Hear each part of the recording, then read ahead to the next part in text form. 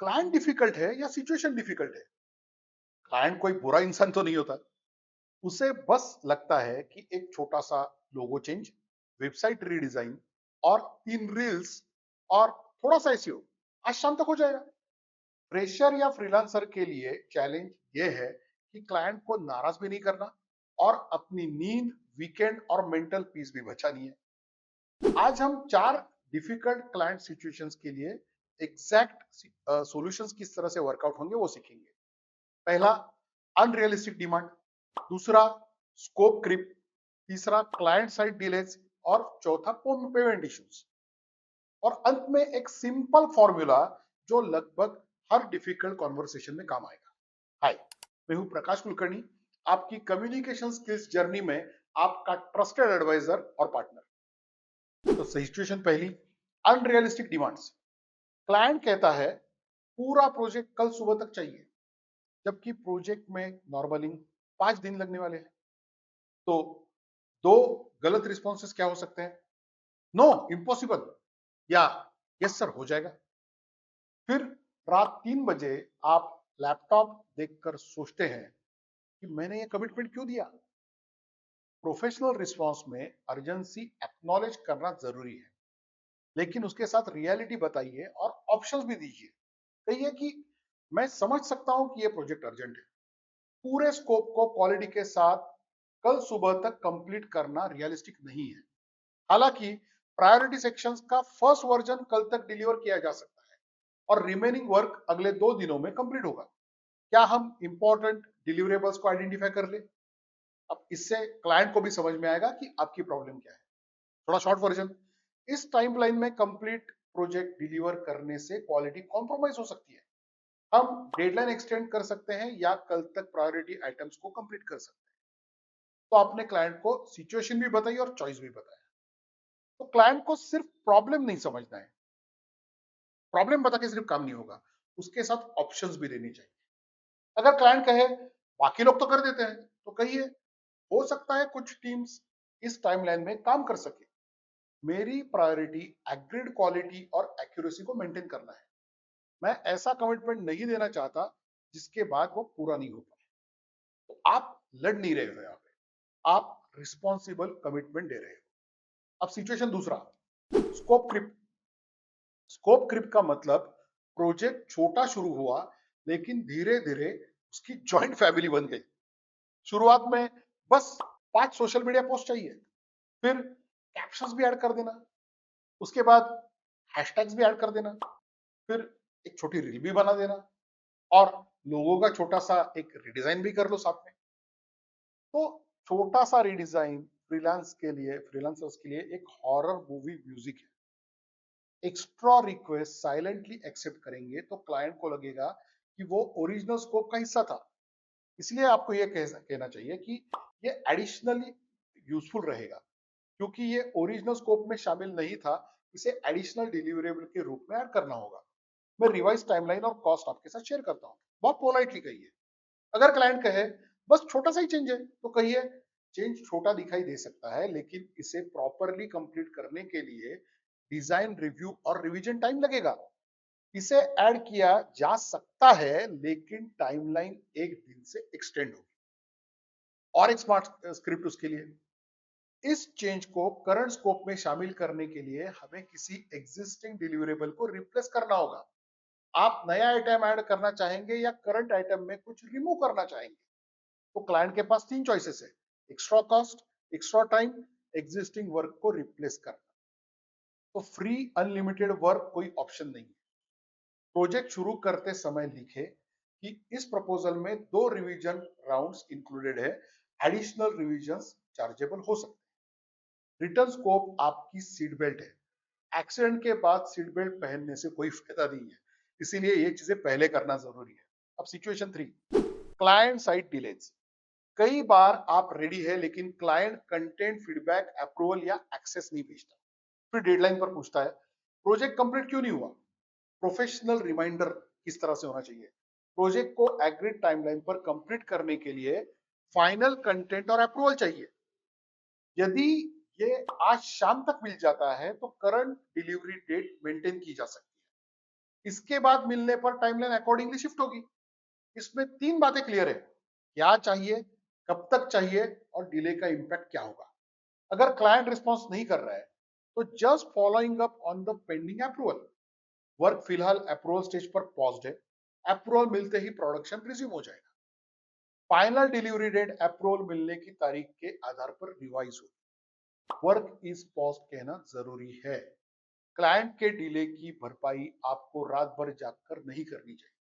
अगर फीडबैक 3 दिन लेट आए और क्लाइंट कहे डेडलाइन तो कल है, तो आप जवाब दे सकते हैं ओरिजिनल डेडलाइन टाइमली फीडबैक पर बेस्ड थी। फीडबैक 3 दिन बाद मिला है, इसीलिए रिवाइज डिलीवरी डेट फ्राइडे होगी। क्वालिटी मेंटेन रखते हुए थर्सडे का कमिटमेंट देना पॉसिबल नहीं होगा।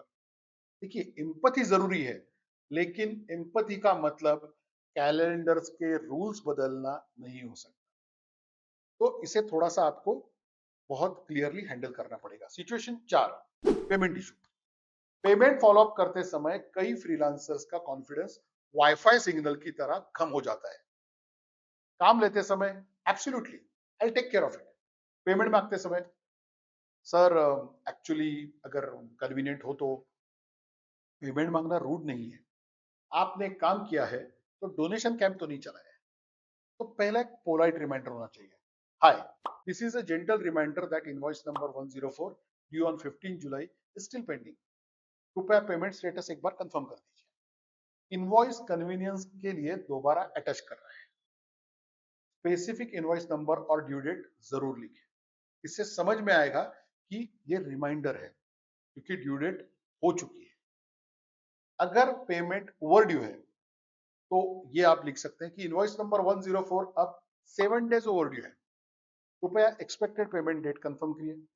आउटस्टैंडिंग अमाउंट क्लियर होने तक नेक्स्ट प्रोजेक्ट हम पॉज करना पड़ेगा। ये बाउंड्री है, थ्रेट नहीं है। अगर क्लाइंट कहे पहले बाकी काम कंप्लीट करो, पेमेंट बाद में करेंगे, और एग्रीमेंट माइलस्टोन बेस्ड था, तो कहिए as agreed next phase payment clearance के बाद शुरू होना था। पेमेंट पेंडिंग रिसीव होने की वर्क को हम डेफिनेटली रिज्यूम करेंगे। कॉन्ट्रैक्ट को कोट कीजिए, क्लाइंट के कैरेक्टर को नहीं। ये मत कहिए कि आप हमेशा ही पेमेंट लेट करते हैं। कहिए पेमेंट एग्रीड ड्यू डेट से पेंडिंग है। सो फ्यूचर प्रोजेक्ट्स में अगर पॉसिबल है तो एडवांस पेमेंट की टर्म रख सकते हैं। Milestone based billing is a very good option. Due date जरूर लिखे, लेट पेमेंट पॉलिसी को मेंशन करें, फाइनल एडिटेबल फाइल्स पेमेंट के बाद दें। देखिए, ट्रस्ट जरूरी है, लेकिन इनवॉइस सिस्टम ट्रस्ट का दुश्मन नहीं है, एक्चुअली सपोर्ट सिस्टम है। तो फाइनली समझते हैं डिफिकल्ट कॉन्वर्सेशंस के लिए एक काम फॉर्मूला, CALM। हर डिफिकल्ट कॉन्वर्सेशन में हमें सबसे पहले काम रहना है।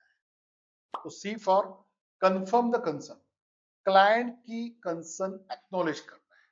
मैं समझ सकता हूं कि ये डेडलाइन आपके लिए इंपॉर्टेंट है, आपने एक्नॉलेज किया। A for add the facts, emotion के बिना फैक्ट्स बताइए, इमोशंस मत लाइए। प्रोजेक्ट को क्वालिटी के साथ कंप्लीट करने के लिए 3 वर्किंग डेज की जरूरत डेफिनेटली है, ये बताइए। L for layout options, possible choices दे। हम प्रायोरिटी वर्जन कल या कंप्लीट वर्जन फ्राइडे तक डिलीवर कर सकते हैं, क्लैरिटी और चॉइस भी मिलेगी। M, make the next step clear, action को क्लियर करें। प्लीज आज दोपहर तक प्रीफर्ड ऑप्शन को कंफर्म करें। अब पूरा रिस्पॉन्स देखिए। मैं समझता हूं कि ये डेडलाइन इंपॉर्टेंट है। कंप्लीट प्रोजेक्ट के लिए 3 वर्किंग डेज चाहिए। हम प्रायोरिटी वर्जन कल या फुल वर्जन फ्राइडे तक डिलीवर कर सकते हैं। प्लीज प्रेफर्ड ऑप्शंस को कंफर्म करें। Clear, polite and confident. तो किन फ्रेजेस से आपको बचना है? बार बार मत बोलिए। अगर आप फ्रीलांसर है, बार बार मत बोलिए कि सॉरी, लेकिन, शायद, मैं ट्राई करके देखता हूं, अगर आपको बुरा ना लगे, तो ये आपको अननेसेसरीली डिफेंसिव बनाएगा।